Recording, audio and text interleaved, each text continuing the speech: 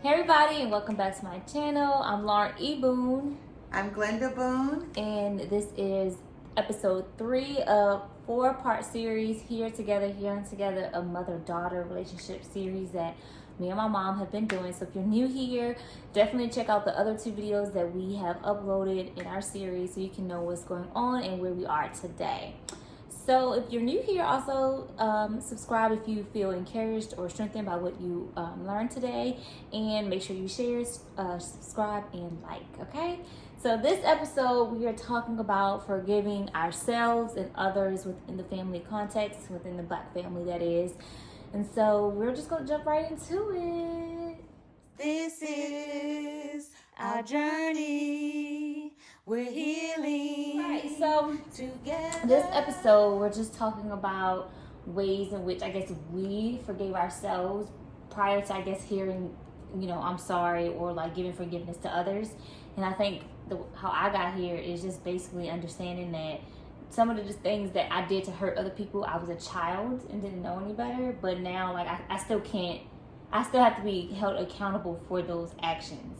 I can't just be like, well, I was a child, like, so what? They have to be, I think, met as an adult of, like, I'm sincere and I apologize for the way I made you feel or made you feel along the years, even if in that state of mind I wasn't conscious of it. I'm sorry now. And I had to understand that I couldn't push people to forgive me the way that I have forgiven others, and forgiveness looks different for a lot of people. So for me, I'm like, okay, you forgive me, let's move on. And then some people are like, I forgive you, but stay over there.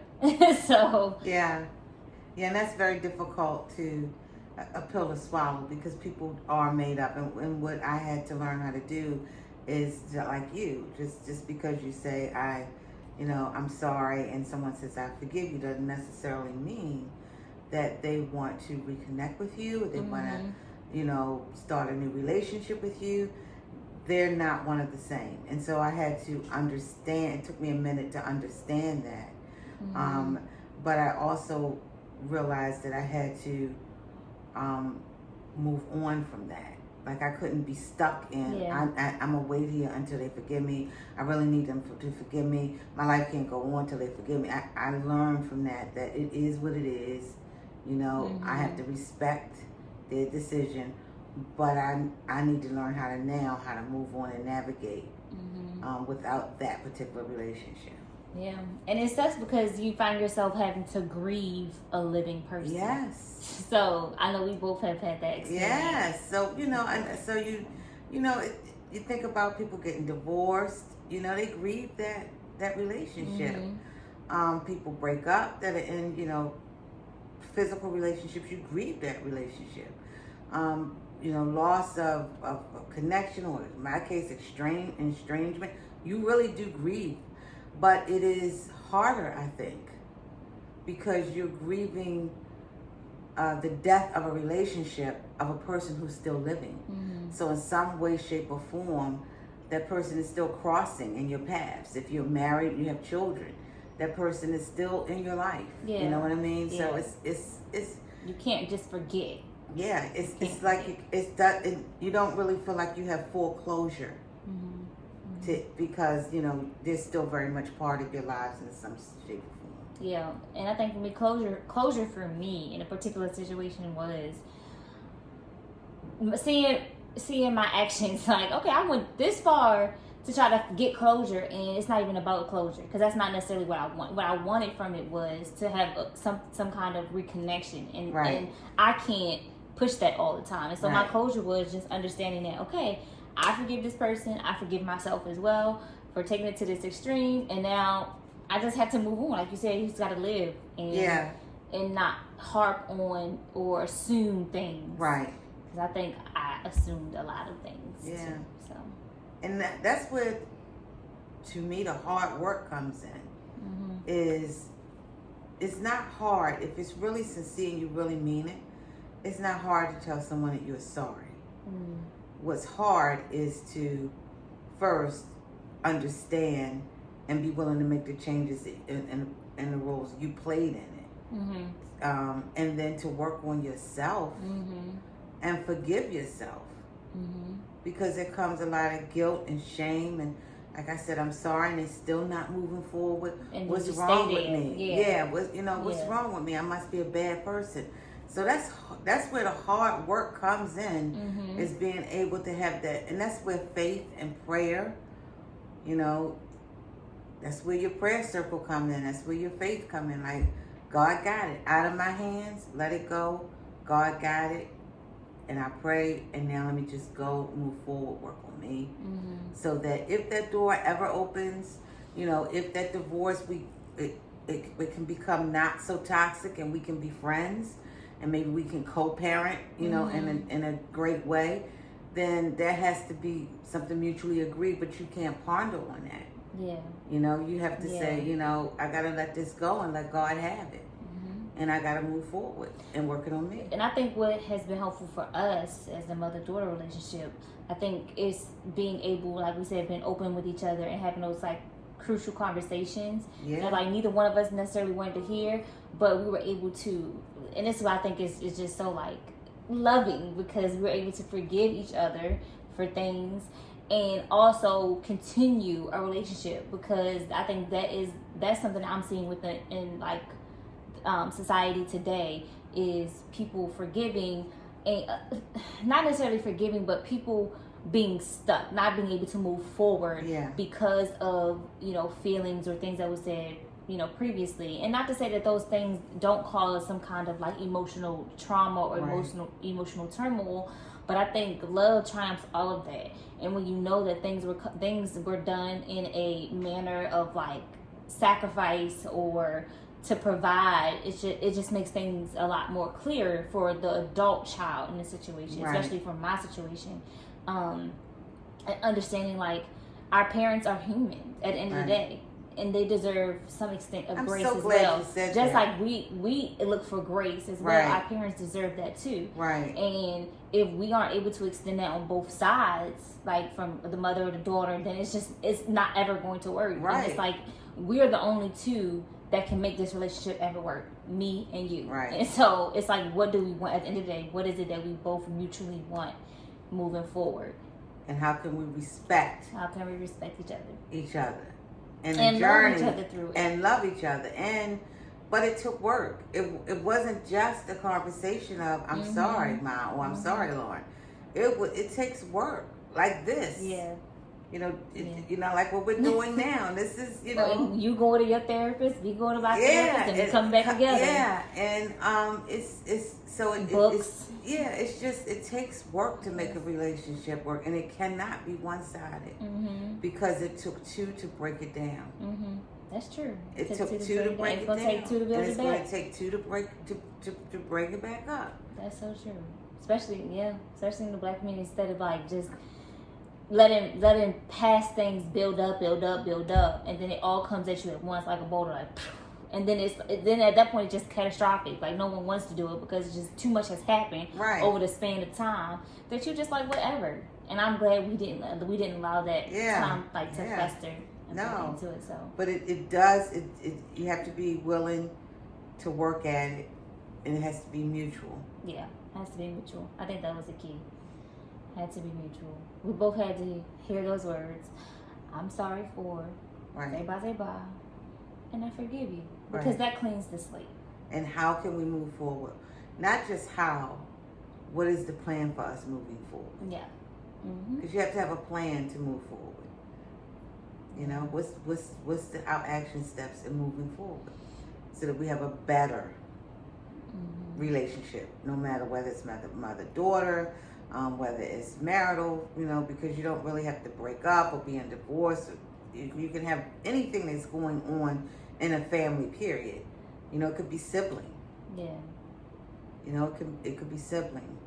Rivalry. But you have to first mutually face it. You got to call it what it is. Call a spade a spade. And you got to own your part in it. You have to own your part. And you got to be willing to work. Put the work in. That's mutually beneficial to both parties. And if one party doesn't want it, the other party got to just back away and move forward. And that's we learned so that too. hard. Yeah. We learned that too. Yeah, but I'm so glad that you said that parents are human, especially mothers, because society, through patriarchy and all of this, they put the role of motherhood so high up. And so as a child, I think especially a daughter child, they really want, they see their mothers as role models, but I think as they grow older, they start to see the flaws. And then I think it becomes really heartbreaking to them because they kind of idolize them. This is mommy, this is not just, so it's crushing to them. But then they start to ban them and banish them instead of really communicating. And then the mother feels defensive, like I dare you, all that I've done. And then the mother who always has struggled. And if you're a mother, you'll know what I mean with we already second guess ourselves in being a mother. From the day that y'all are born and they put y'all in our arms, it's a fear. Like this life is mine. I am in charge of this life. This being is dependent on me. That is a tremendous amount of pressure, especially because you don't get a book on how. I mean, today is a lot better, I think, because you all have the internet. So you can go on and we didn't have internet. Yeah, we got social media influencers. We didn't have any of that. We had our mama and what our mama told us and what our auntie told us and what our grandmama told us. And they told us what they learned. So we didn't have resources. There was no Google where, how to treat your child, how to, what not to say to your child, the most development years of your child. Y'all have that. Yeah. But grace and mercy has to come in to your mother because your mother did not have that. They did not have access to the resources that you had. And nor did they have the language to communicate to their tribe or to y'all, people where you were hurting, or where you didn't have that language. Where I feel like we do. You do. And so in speaking to your mother, just keep that in the back of your mind that what you have was not what they had. They did not have those resources. And at the end of the day, a mother wants their child to have better than what they had. But for mothers, what I learned is that what a child, especially a daughter, really wants is for her mother to love her for her authentic self. I learned that our daughters want us to love them unconditionally, no matter what, and for who they are, not who we want them or think they should be. And I think that's a great lesson, that I learned from this, and hopefully other mothers will benefit from, is to really look at your adult daughter or adult child and really, ask them, who are you? And listen. And then love them from that point. Not because just like they have an image of us, we have an image for them. And that image is not necessarily what they want. Or who they are. Or who they really are. I mean, I learned so much about who you really are through this journey. And I don't think that I probably would have known it, a lot of it. So it's been a blessing in a way because it has helped us to really learn. And you learned a lot about me and who I am through the journey. So. Yeah, I agree. Gotta be able to listen, because your children will tell you, they will show you. You just have to be paying attention. Right. I think that's what it takes. It's just paying attention. Right. And then for those that, as a parent, when we feel like you are an adult, but see, look, when we think y'all are adults. When we think y'all are adults. But why does it have to be when we think? Because we are adults. You know what? Because in our role, you're an adult when you are physically out the house, on your own, taking your own bills, not calling us for nothing. Check. You're an adult. But when you acting in a childish like manner, you're in my house, you ain't paying no bills, you ain't doing that. Okay. That ain't me. But I'm just saying. Okay. So I'm saying, you call yourself adult, you're adult in age, but real talk, are you acting like an adult? So, just because you're 25, 30, whatever, man, woman, whoever, still living in mama's basement and only paying a cell phone bill, it ain't an adult life. I'm just keeping it real. Oh gosh. Is it? Do you think? I mean, it's not, but people fall sometimes. No, that and that is okay. I'm not talking about people who hit a rough place. Yeah, I'm not talking about people who are trying to do things at different stages or transitions. I'm not talking about that, child. I'm talking about, you know what I'm talking about, the people still at home, who not doing nothing but complaining about being at home, who not trying to move to the level, and they home giving their mom and their daddy a fitted. And you know some of those people. That's you are adult in numbers. But not in mindset. So if you want to be treated like an adult, you do have to act like an adult. You have to act adult-like. When you still, doing stuff. When you're still dependent, I think that's a better term to use. When you're more dependent upon mom or dad in ways that others are not, maybe. When you are more dependent in nature and can't see that as a flaw of your own. Okay. I mean, I'm just trying to put a little terror on that. Yeah. But I see what you're saying. I do know some people. I think mothers don't understand exactly where I'm coming from, and I think your group will understand exactly where you're coming from. Yeah. So, I don't think parents have a problem with treating you like an adult. I don't. I think that we don't really, again, the communication. I think kids assume that we should know. And again, it goes back to what we talked about in the first episode. Definitely think that. I used to have that type of mentality. Like, yeah, you're the mom, you should know. Or you're the mom, you brought me into this world. Like, right. I didn't ask to be here. Like, that kind of stuff. Right. And can we talk about that? I didn't ask to be here. We can unpack it, sure. Let's unpack. What does that mean? I mean, it means like I'm not responsible for I'm not responsible for being here. Like, you and my father made a child, and therefore that child is your responsibility. So until I'm able to be to take care of myself, I'm yours, basically. Like, you have to raise me. Like, you have to understand the amount of time it takes to actually develop a child. It's not just, boom, I had a child, I'm your mom, you my child, you respect me and be in a child's place. It's like, no, you have a responsibility to develop this human being. Like, this gift has been given to you to develop holistically, fully. And yeah. Okay. I think some people drop the ball on that. On developing the child? And at what point do you think that they don't have to continue to do that, the parent?